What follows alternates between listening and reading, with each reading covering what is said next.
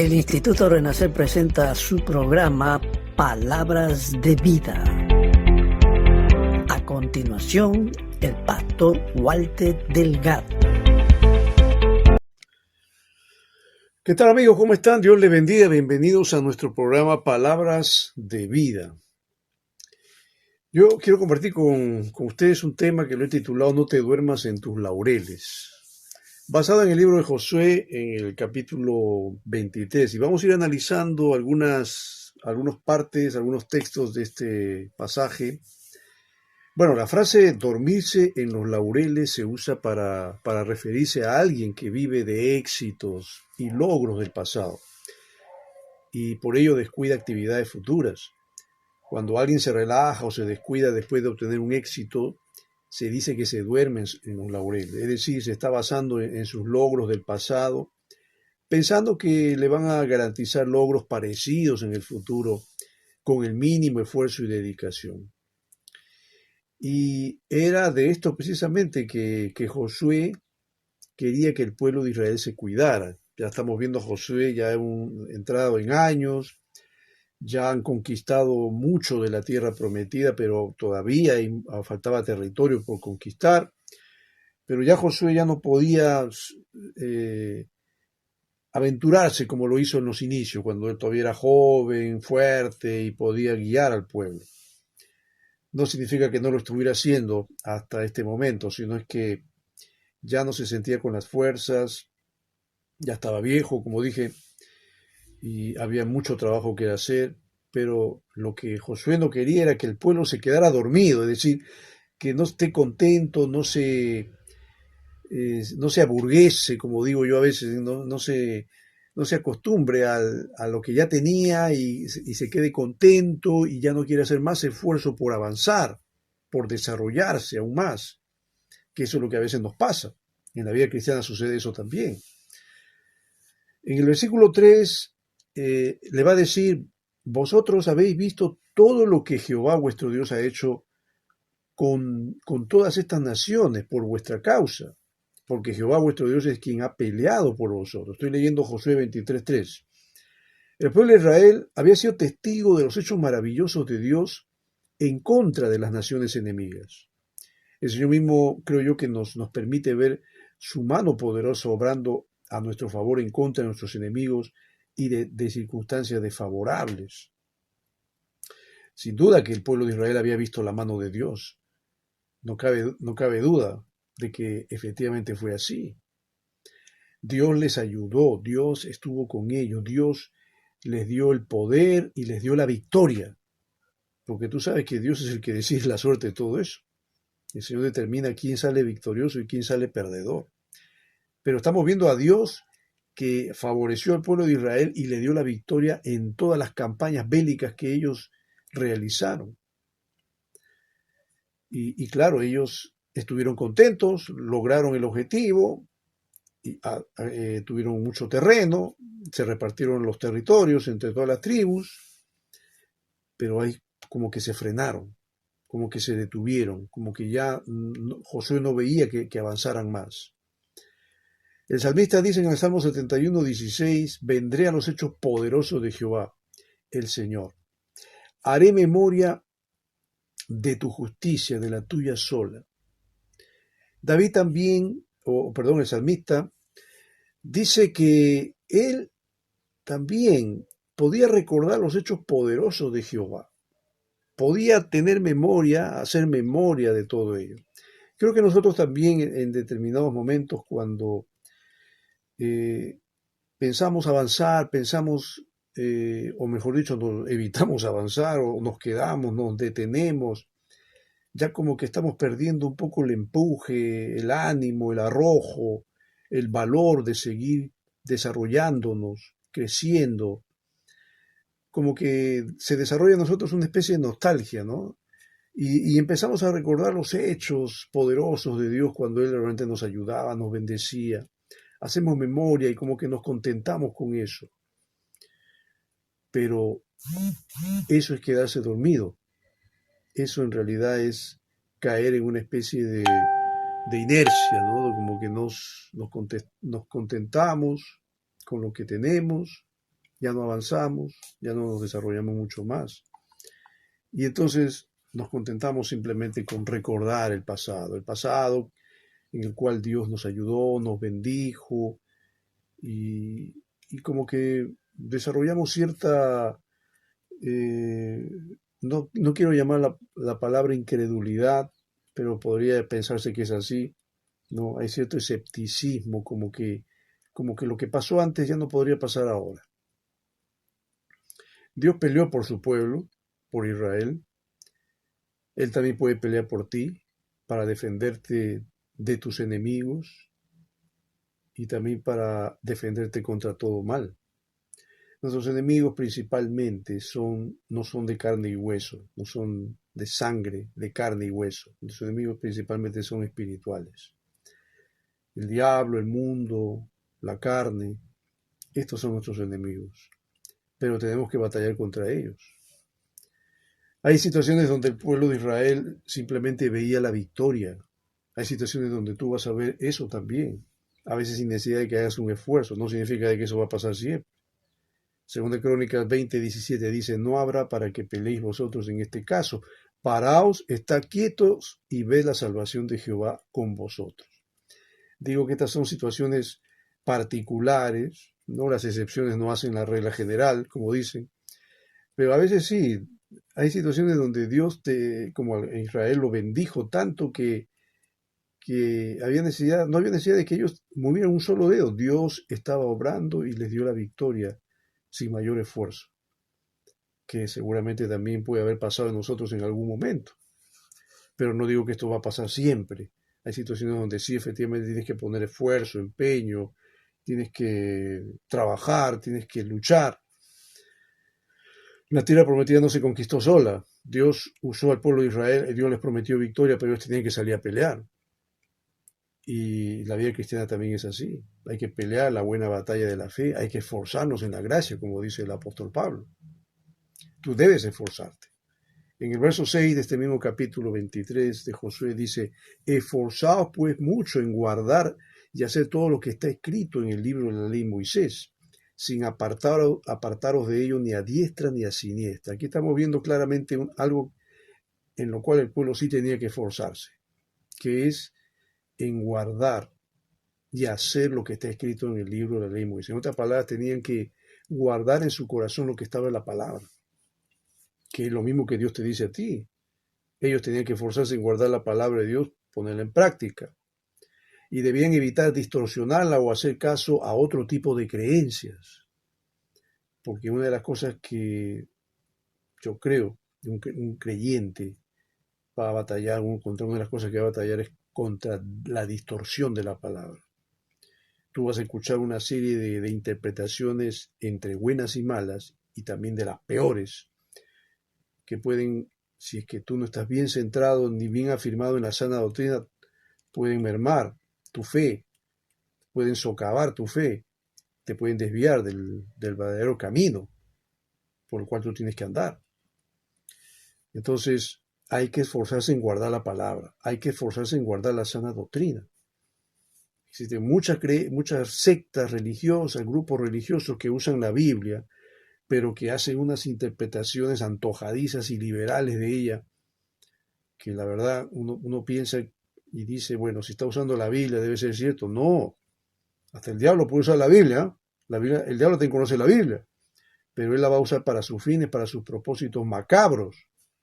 Y hay grupos, yo estoy seguro que hay grupos religiosos que usan la Biblia, pero no lo están interpretando correctamente, no están guardando la palabra de Dios como debe ser. No se están esforzando, no, se están esforzando para distorsionarla. Se están esforzando para distorsionar la fe de los creyentes, para apartarlos del verdadero camino y enviarlos por otro camino totalmente ajeno a la voluntad de Dios. Ya el Señor les había advertido, le advirtió al pueblo de Israel ahí en Deuteronomio 4:2, cuando dice ya en tiempo de Moisés, no añadiréis a la palabra que yo os mando, ni disminuiréis de ella para que guardéis los mandamientos de Jehová vuestro Dios que yo os ordené. Entonces aquí claramente estamos viendo que ya el Señor les está diciendo claramente al pueblo que tenga mucho cuidado con la palabra, no añadan ni ni le quiten. Es lo mismo que nos dice Apocalipsis, ¿no? Nos advierte sobre el cuidado nos advierte, ¿no? Hay que tener cuidado de no añadir ni quitar lo que dice la palabra, que es lo que estamos viendo en estos tiempos. Hay grupos que añaden y quitan a la palabra, hay grupos cristianos, ¿eh? Sí, que hacen unas interpretaciones bien liberales de la palabra, pero que la acomodan a sus propósitos, a sus intereses, a sus objetivos que no son nada santos. Entre los preceptos que ellos debían guardar era, por ejemplo, no mezclarse con los pueblos paganos. No era tanto por una cuestión racial, sino para no aprender sus costumbres que iban en contra de la voluntad de Dios. En el versículo 7 y 8 dice, para que no os mezcléis con estas naciones que han quedado con vosotros, ni hagáis mención ni juréis por el nombre de sus dioses, ni los sirváis, ni os inclinéis a ellos, mas a Jehová vuestro Dios seguiréis como habéis hecho hasta hoy. Estamos viendo claramente aquí que el Señor le está diciendo al pueblo que ellos debían tener cuidado de no mezclarse con las naciones de Canaán. ¿Por qué? Acá lo dice claramente, precisamente para que ellos no sean seducidos por la religiosidad, por la idolatría, para que no hagan mención ni juren por el nombre de sus dioses, ni los sirvan, ni se inclinen a ellos. Solamente debían seguir a Jehová, su Dios, el Dios verdadero, como lo hicieron siempre, y eso no debía perderse. Bueno, ya sabemos por la historia de este pueblo de Israel que lamentablemente no hicieron caso y empezaron a abrazar las costumbres y las religiones paganas de Canaán. En el verso 11 dice allí claramente, guardad pues con diligencia vuestras almas para que améis a Jehová vuestro Dios. Estas son las recomendaciones, estos son los mandatos que le está dando Josué al pueblo de Israel, que ellos tenían que guardar con mucho cuidado, guardar sus almas primeramente. El encargo de Josué al pueblo de Israel era imperativo, guarden sus almas y amen a Dios. Hay que aprender a amar a Dios, pero también a amarnos a nosotros mismos. Sí. No se puede amar a Dios, como alguien dijo, no se puede amar a Dios y aborrecernos a nosotros mismos, pero sí podemos aborrecer a Dios y amarnos a nosotros mismos. Ambos extremos no son saludables. Hay que amar a Dios y a la vez guardar nuestra comunión con Él, nuestra vida espiritual. El pueblo de Israel debía mostrar su amor a Dios en la obediencia a su palabra. El Señor enfatiza el hecho de, como ya mencionamos, de la mezcla con las naciones.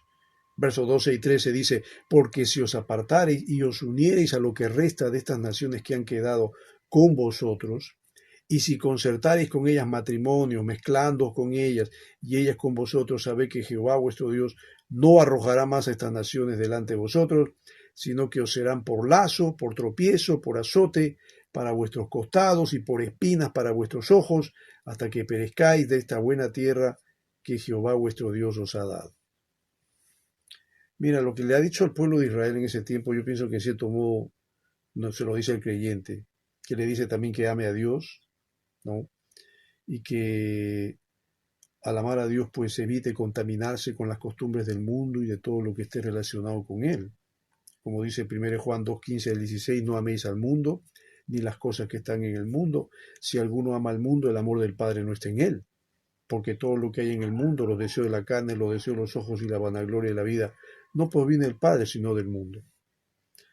En ese tiempo, Israel debía evitar mezclarse con naciones paganas, por el tema espiritual, por el tema de la religiosidad pagana, idólatra que tenían estos pueblos.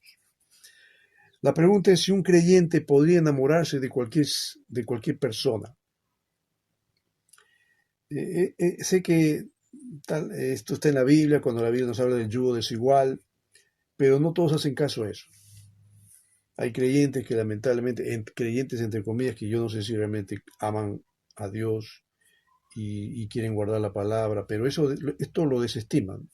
Dicen, no, uno puede enamorarse de cualquier persona, pero oye, pero si la chica con la cual tú estás enamorado no cree en Dios, no va a la iglesia. Sí, pero en un momento irá. Entonces, ¿qué te atrajo de ella? Bueno, sus cualidades, sus virtudes y, qué sé yo, su carita bonita. Pero, y la parte espiritual, ya en un momento le hablaré de Dios. Mira, déjame decirte que no siempre funciona. Más bien, he visto casos donde el hombre se enamora de la chica no creyente o viceversa, y al final el incrédulo lo jala al creyente y lo aleja de la iglesia. Y toda esta situación se deriva precisamente cuando uno se queda dormido en sus laureles, cuando uno descuida su vida espiritual, su comunión con Dios, ya se aburguesó, como digo, ya se acostumbró a su estatus, goza de privilegios, de abundancia, de bendición, y como que ya no quiere esforzarse más, como que ya baja la guardia. El pueblo de Israel estaba advertido a no apartarse de la palabra de Dios porque corría el riesgo de ser sancionado por Dios. El Señor mismo se lo va a advertir, ¿no? Hay versículo 15 y 16 cuando dice, pero así como ha venido sobre vosotros toda palabra buena que Jehová vuestro Dios os había dicho, también traerá Jehová sobre vosotros toda palabra mala hasta destruiros de sobre la buena tierra que Jehová vuestro Dios os ha dado. Si traspasareis el pacto de Jehová vuestro Dios que Él os ha mandado, yendo y honrando a dioses ajenos e inclinándoos a ellos, entonces la ira de Jehová se encenderá contra vosotros, pereceréis prontamente de esta buena tierra que Él os ha dado. Miren la advertencia del Señor. Si ustedes no obedecen, si ustedes traspasan el pacto de Jehová y empiezan a honrar a estos dioses ajenos, se inclinan a ellos, la ira de Dios vendrá sobre ustedes. Y yo pienso que tal vez pasa lo mismo con aquel creyente que toma a la ligera su relación con Dios y no le interesa eso del yugo desigual y dice, no, yo me puedo enamorar de cualquier chica, bueno, si no creen en Dios, bueno, no hay problema, yo la amo. Sí, yo la amo, sí, de que la amas, pero después a muchos de ellos yo no los veo en la iglesia. Se apartaron de Dios, se alejaron y después los veo ya en otro contexto, mundano por cierto, sin Dios y nuevamente embarrándose en las cosas del mundo. ¿Podemos correr el riesgo de adormecernos espiritualmente? Sí.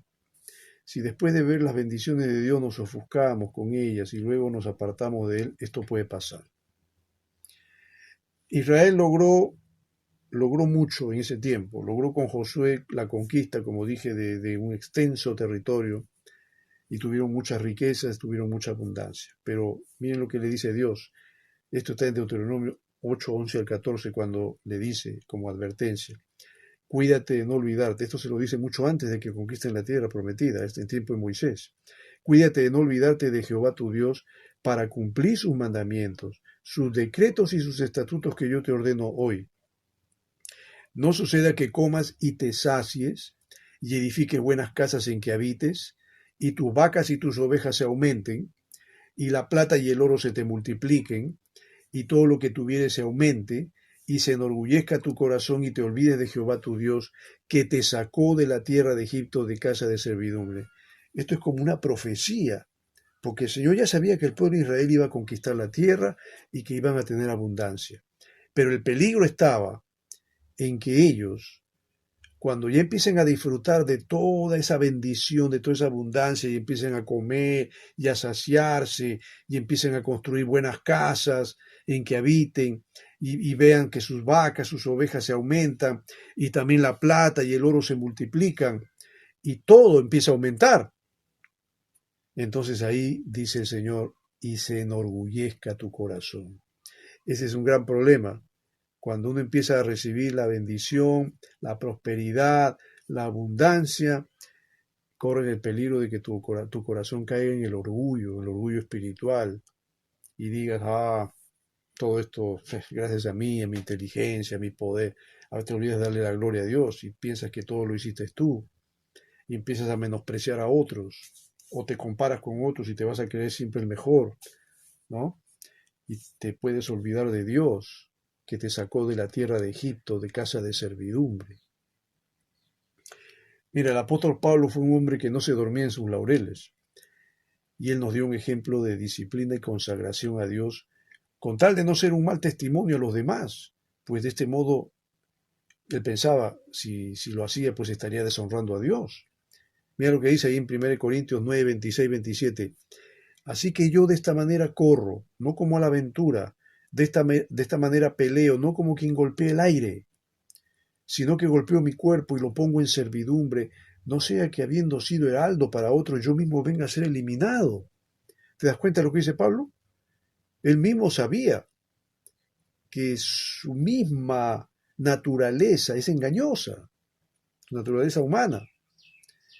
Y él también corría el riesgo de quedarse dormido en sus laureles. Pero él dice, no, yo corro de esta manera, no como a la aventura, no estoy caminando así sin rumbo fijo, no, yo estoy peleando, no como quien golpea el aire, no, golpeo mi cuerpo, dice él, lo pongo en servidumbre. Él tenía, creo yo, una disciplina férrea con respecto a sí mismo para poder llevar su vida de comunión con Dios de una forma estable. No sea que habiendo sido yo heraldo para otros, dice, yo mismo venga a ser eliminado. Y yo no quiero eso. Dios me puso para ser un portador de su palabra.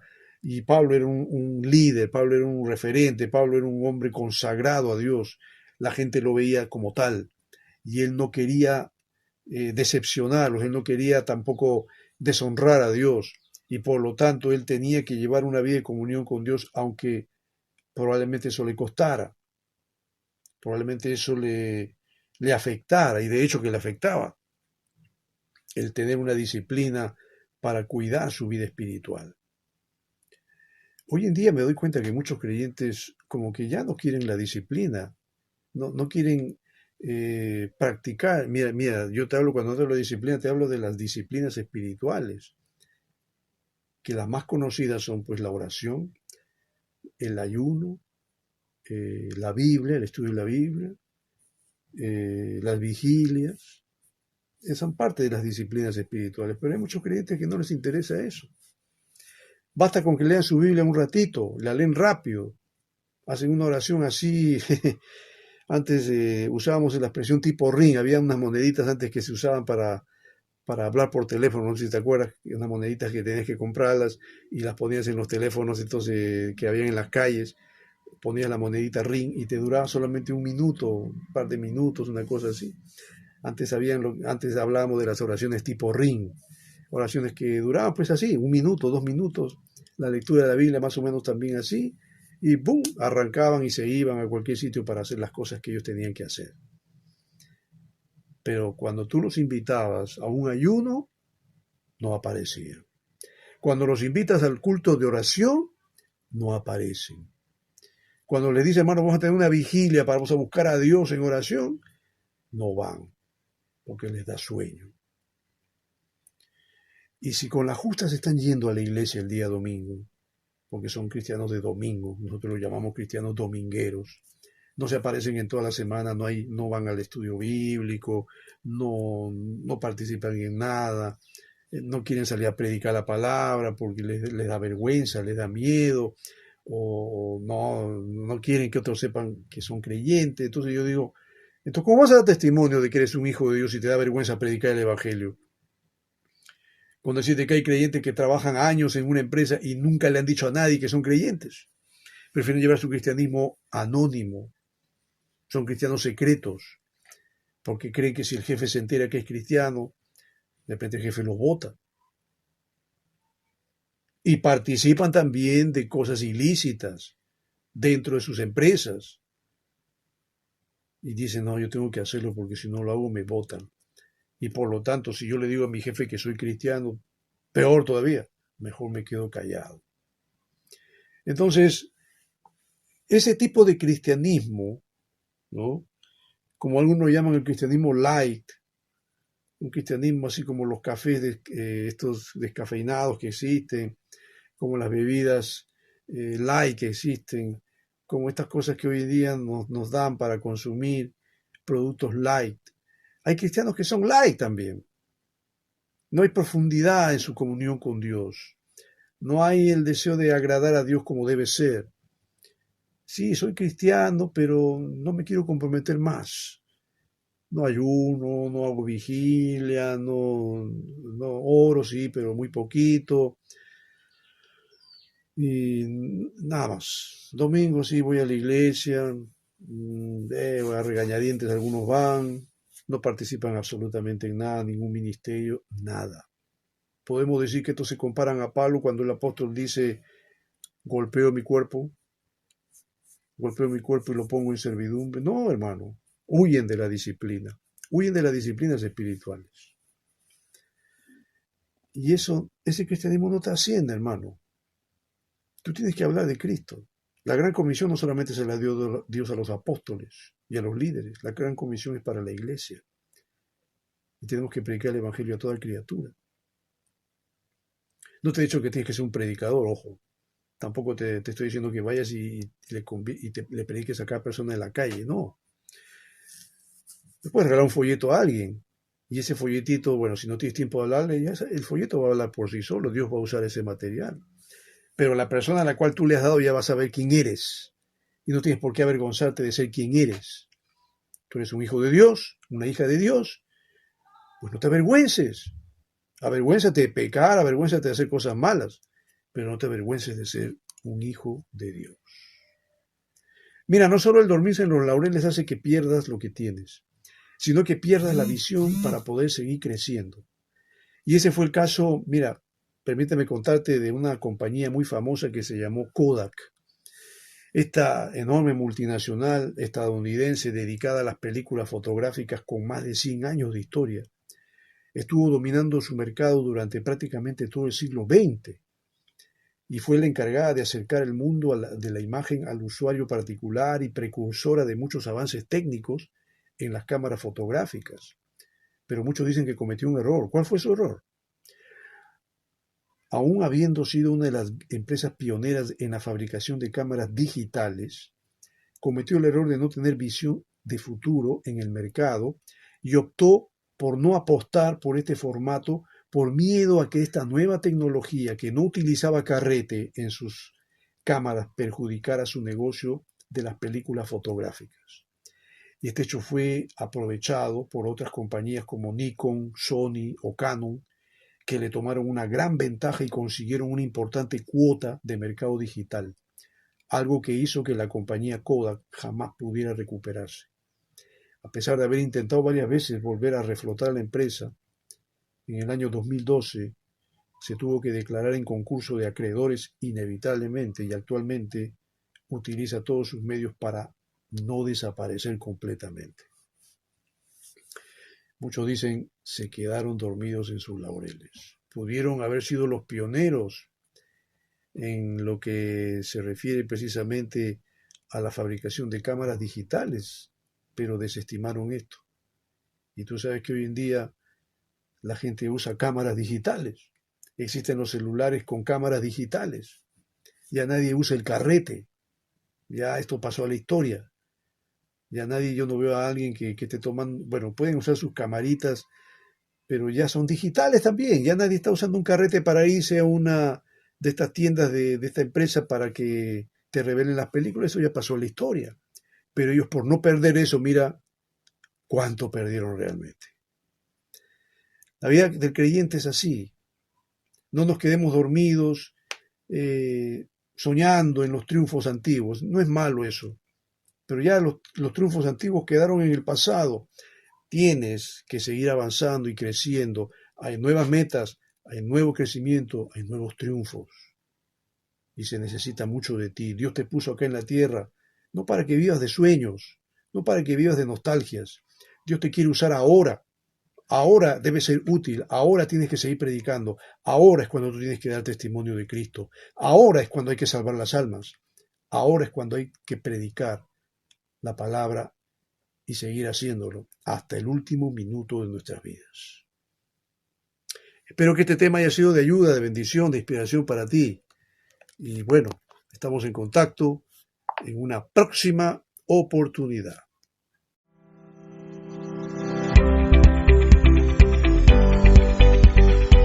El Instituto Renacer presentó su programa Palabras de Vida. Esperamos que este programa haya sido de bendición para tu vida. Nos vemos en una próxima edición.